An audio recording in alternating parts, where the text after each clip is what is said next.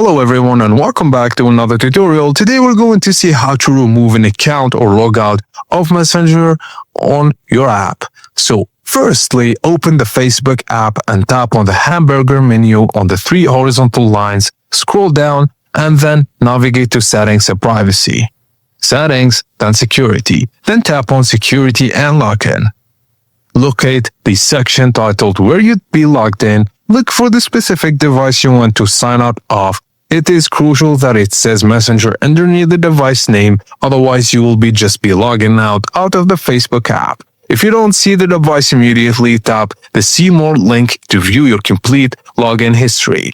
Now once you find the correct Messenger session, tap the three vertical dots on the far right side of that listing and select Logout. You will be instantly signed out of Messenger on that device.